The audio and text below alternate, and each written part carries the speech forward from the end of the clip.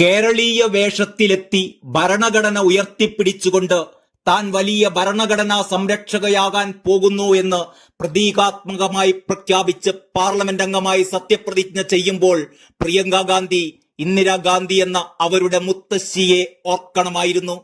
ഈ ഭരണഘടന ഉയർത്തിപ്പിടിച്ചുകൊണ്ടുള്ള കോപ്രായങ്ങൾ പാർലമെന്റിനകത്തും പുറത്തും പ്രിയങ്കയുടെ സഹോദരൻ രാഹുൽ ഗാന്ധി നടത്തുന്നത് പലവട്ടം നാം കണ്ടിട്ടുണ്ട്. ഇപ്പോഴിതാ അദ്ദേഹത്തിന്റെ സഹോദരി നമ്മുടെ വയനാട്ടിൽ നിന്ന് വിജയിച്ചെത്തിയ പ്രിയങ്കയും ഭരണഘടനയുടെ കാവലാളുകളാണ് തങ്ങളെന്ന് ഒരുളുപ്പുമില്ലാതെ പ്രഖ്യാപിക്കുന്ന നാണം കെട്ട കാഴ്ച.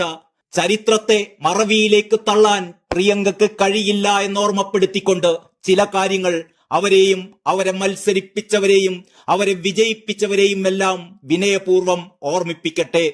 1975 ജൂൺ 26 അർദ്ധരാത്രി, അതായത് 49 വർഷങ്ങൾക്ക് മുമ്പ് അന്നത്തെ പ്രധാനമന്ത്രിയായിരുന്ന ഇന്ദിരാഗാന്ധി എന്ന പ്രിയങ്കയുടെ മുത്തശ്ശി ആകാശവാണിയിലൂടെ ഒരു പ്രഖ്യാപനം നടത്തിയിരുന്നു. രാഷ്ട്രപതി അടിയന്തരാവസ്ഥ പ്രഖ്യാപിച്ചിരിക്കുകയാണ്, പരിഭ്രാന്തരാകേണ്ടതില്ല. അർദ്ധരാത്രി പ്രസിഡന്റ് ഫക്രുദ്ദീൻ അലി അഹമ്മദിനെ കൊണ്ട് പാതിയുറക്കത്തിനിടയിൽ ഒപ്പുവെപ്പിച്ച അടിയന്തരാവസ്ഥ പ്രഖ്യാപനം. ബാത്ടബിൽ കുളിക്കുന്നതിനിടയിൽ വാതിൽ പഴുതിലൂടെ ഉള്ളിലേക്ക് നീട്ടപ്പെട്ട ആ ഉത്തരവിൽ ഒപ്പിടുന്ന നിസ്സഹായനായ രാഷ്ട്രപതിയുടെ കാർട്ടൂൺ വിശ്വവിഖ്യാതനായ കാർട്ടൂണിസ്റ്റ് അബു എബ്രഹാം വരച്ചിട്ടുണ്ട്. പ്രിയങ്ക കയ്യിലേന്തിയ ആ ഭരണഘടന ഭാരതത്തിലെ ജനങ്ങൾക്ക് ഉറപ്പു നൽകിയിരുന്ന പൗരാവകാശങ്ങൾ അത്രയും ആ ഒറ്റ രാത്രി കൊണ്ട് ഇന്ദിരാഗാന്ധി ചവിട്ടിയരയ്ക്കുകയായിരുന്നു. ജയപ്രകാശ് നാരായൺ, മൊറാർജി ദേശായി, അടൽ ബിഹാരി വാജ്പേയി, LK അദ്വാനി, അശോക് മേത്ത തുടങ്ങി നിരവധിയായ നേതാക്കൾ ഒറ്റയടിക്ക് തടവറകളിൽ അടക്കപ്പെട്ടു. Defence of India rules and maintenance of internal security act പ്രകാരം നിരവധി ആക്ടിവിസ്റ്റുകളും മാധ്യമ പ്രവർത്തകരും തടങ്കലിലായി. 1971 തിരഞ്ഞെടുപ്പിൽ റായ്ബറേലിയിലെ തോൽവിക്ക് ശേഷം സോഷ്യലിസ്റ്റ് നേതാവ് രാജ് നാരായൺ അലഹബാദ് ഹൈക്കോടതിയിൽ ഇന്ദിരാഗാന്ധിയുടെ മണ്ഡലത്തിലെ വിജയത്തെ ചോദ്യം ചെയ്തുകൊണ്ട് ഒരു ഹർജി ഫയൽ ചെയ്തിരുന്നു.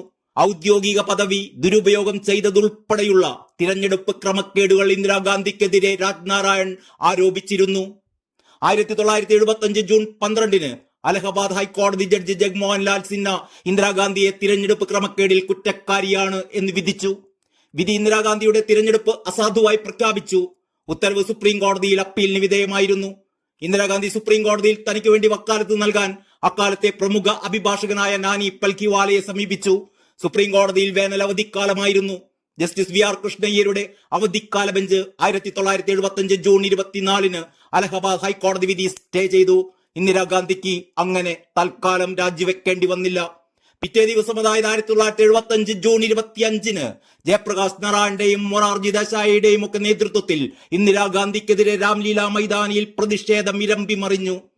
ദേശായിയും JPയും രാംലീല മൈതാനിയിൽ സംസാരിച്ചു കൊണ്ടിരിക്കുമ്പോഴായിരുന്നു തന്റെ കാലിനടിയിലെ മണ്ണൊലിച്ചു പോകുമെന്ന് മനസ്സിലാക്കിയ ഇന്ദിരാഗാന്ധിയും അവരുടെ മകൻ സഞ്ജയ് ഗാന്ധിയും കൂടിച്ചേർന്ന് ഭരണഘടനയെ അട്ടിമറിച്ചുകൊണ്ട് ദേശീയ അടിയന്തരാവസ്ഥ ഏർപ്പെടുത്താൻ തീരുമാനിച്ചത്.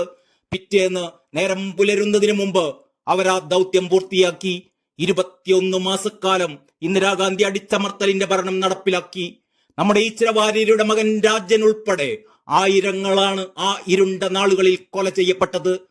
ഇതൊക്കെ ഓർത്തു പോകുകയാണ് കേരളീയ വേഷത്തിൽ പാർലമെന്റിലെത്തി പ്രിയങ്ക ഗാന്ധി ഭരണഘടനയും കയ്യിലേന്തി നടത്തുന്ന അഭ്യാസ പ്രകടനം കണ്ടപ്പോൾ. ഓർമ്മകൾ ഉണ്ടായിരിക്കണം എന്നും മാത്രം ഓർമ്മപ്പെടുത്തിക്കൊണ്ട് നിർത്തട്ടെ. നന്ദി, നമസ്കാരം.